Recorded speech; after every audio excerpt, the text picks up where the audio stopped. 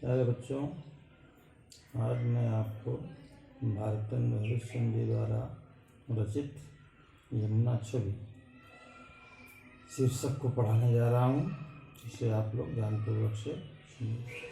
इसके पिछले वाले वीडियो में हमने आप लोगों को प्रेम माधुरी शीर्षक पढ़ाया था, और अब जो अगला शीर्षक जो पढ़ना है वो है यमुना छवि। इसमें जो भारतेंद्र जी ने जो है यमुना के प्राकृतिक और जो है सुंदर रम्य रूपों का जो है आलम्बन रूप में चित्रण किया है, और यमुना तट की जो है संपूर्ण प्राकृतिक सुंदरता का बड़ा ही मनोहारी चित्रण इसमें प्रस्तुत किया गया है।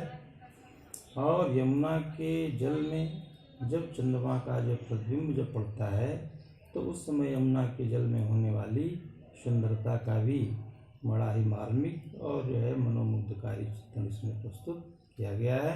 इसे तुम सभी जो ध्यानपूर्वक से सुनो। पहले मैं इस पद को जो है पढ़ता हूँ, ध्यान से देखो। तरनी तनुजा तट तमाल तरुवर बहु छाए, झुके कूल सो जल परसन हित मनो सुहाए। किधौ मुकुरमय लखत उजग सब निज निज शोभा, कै प्रणवत जल जानि परम पावन फुल लोभा। मन वातप बारन तीर को सिमट सदै छाए रहत, कै हरि सेवा हित न रहे निरख नयन मन सुख लहत। प्यारे बच्चों, पहले जो कठिन शब्द है उसके अर्थ को जान लीजिए। तरनी तनुजा, तरन कहते हैं सूर्य को, तनुजा कहते हैं पुत्री को। तो यहाँ पर जो है यमुना को सूर्य की पुत्री माना गया है, और कवि कह रहा है कि यमुना नदी के किनारे पर बहुत से जो है तमाल और कदम के वृक्ष जो है छाए हुए हैं। तरुवर बहु छाए, तरुवर मतलब होता है वृक्ष। कहा कि यमुना नदी के तट पर बहुत से तमाल और कदम के वृक्ष छाए हुए हैं, जो देखने में ऐसे जो प्रतीत हो रहे हैं, कह रहे हैं कि जैसे मानो यमुना के किनारे पर इस प्रकार से जो झुके हुए हैं, जो देखने में ऐसे लग रहे हैं कि जैसे मानो यमुना के जल का स्पर्श करना चाहते हैं, जो देखने में बहुत ही सुंदर प्रतीत हो रहे हैं। कह रहे हैं किधौ मुकुर में लखत उझक सब निज निज शोभा। मुकुर कहते हैं दर्पण को, लखत मतलब देखना, निज निज माने अपनी अपनी। कह रहे हैं कि ये वृक्ष इस प्रकार से यमुना के किनारे पर जो है झुके हुए हैं। कह रहे हैं कि जैसे मानो यह यमुना को अपना जो दर्पण मानते हों, और दर्पण जो है मान करके यह यमुना रूपी जो है जल में अपनी अपनी सुंदरता को देख रहे हों। ऐसा भी दृश्य यमुना के किनारे पर दिखाई देता है।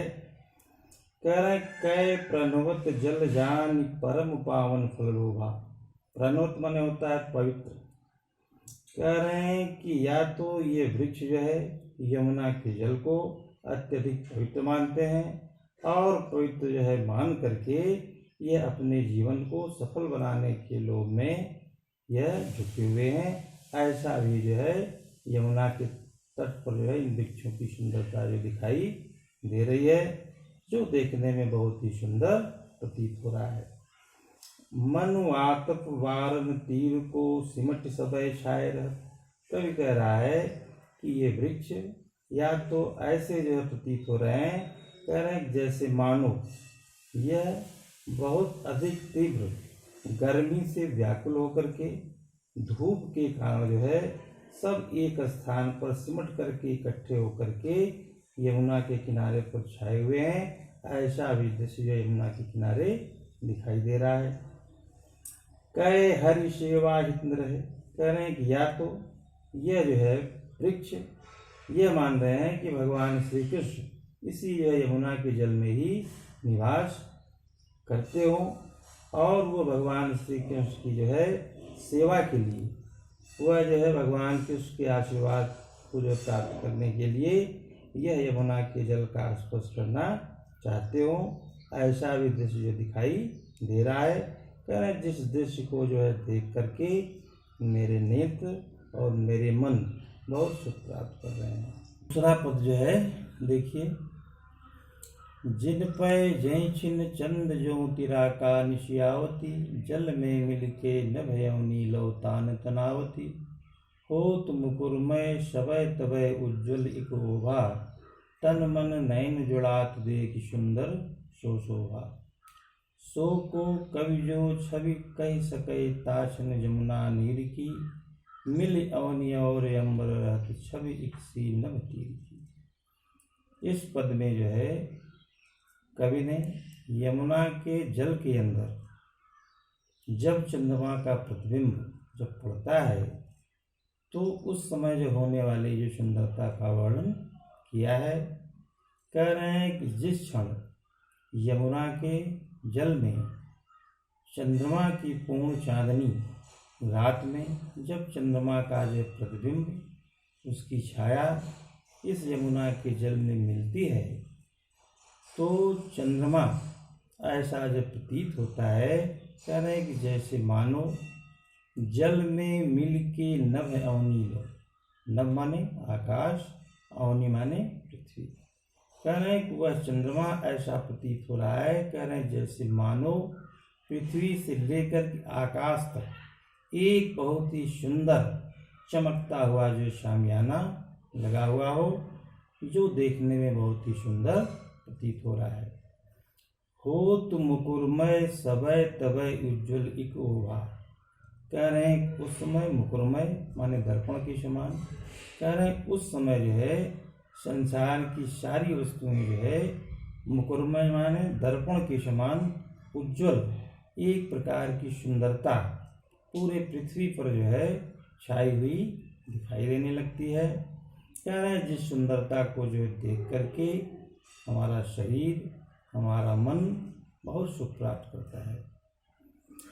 सो को कवि जो छवि कह सके ताछन जमुना नीर की, मिल अवनि और अम्बत रहत छवि इक सी नभ तीर की। उस समय जो कवि कहता है कि कौन सा ऐसा जो कवि होगा कि जो यमुना के जल में होने वाली उस सुंदरता का वर्णन अपने शब्दों के द्वारा कर सके। तो इसे तो कवियों के लिए कहा गया है कि जहाँ न पहुँचे रवि तहाँ पहुँचे कवि, माने जहाँ सूर्य की किरणें नहीं पहुँच पाती हैं वहाँ कवि की निगाह भी पहुँच जाती है। लेकिन इस समय यमुना के जल में एक अद्भुत प्रकार की सुंदरता उत्पन्न हो रही है। उस सुंदरता का वर्णन कोई कवि भी जो है अपने शब्दों के द्वारा नहीं कर सकता है। इसलिए इसमें जो कवि ने लिखा, सो को कवि जो छवि कह सके ताछन जमुना नीर की। कह रहे हैं कि ऐसा कौन सा जो है कवि होगा कि जो उस क्षण यमुना के जल में होने वाली जो सुंदरता का वर्णन अपने शब्दों के द्वारा कर सके। मिल अवनि और अंबर, अवनि माने होता है पृथ्वी, अंबर माने होता है आकाश। कह रहे हैं उस समय जो है पृथ्वी से लेकर के आकाश तक जो सुंदरता जो है आकाश में दिखाई दे रही है वही जो है सुंदरता यमुना के जल में दिखाई दे रही है। और सब जो है प्रकार से जो है चारों तरफ जो है सुंदरता ही सुंदरता फैली हुई दिखाई दे रही है। प्यारे बच्चों, इसमें देखो जो है जहाँ पर जन मन मानो अथवा ऐसा प्रतीत होता है तो यह शब्द आता है, वहाँ पर उत्प्रेक्षा अलंकार होता है। और इसमें जो उत्प्रेक्षा और अनुप्रास अलंकार का प्रयोग किया गया है और इसकी भाषा शुद्ध रूप से ब्रज भाषा है और इसका जो गुण है वह प्रसाद है। देखो, भाषा की तीन विशेषता होती है, प्रसाद, ओज, माधुर्य। प्रसाद का मतलब होता है सुंदर, ओज का मतलब होता है गंभीर और माधुर्य का मतलब होता है मिठास। ये भाषा के मुख्य तीन गुण होते हैं। तो इसमें जो प्रसाद गुण का प्रयोग किया गया है और इस संपूर्ण जो है काव्य में माने प्राकृतिक सौंदर्य का बड़ा ही नैसर्गिक जो है चित्रण भारतेंदु जी ने प्रस्तुत किया है। आज यहीं पर जो समाप्त करते हैं। इसका शेष भाग अगले जो वीडियो में आपको बताया जाएगा। धन्यवाद।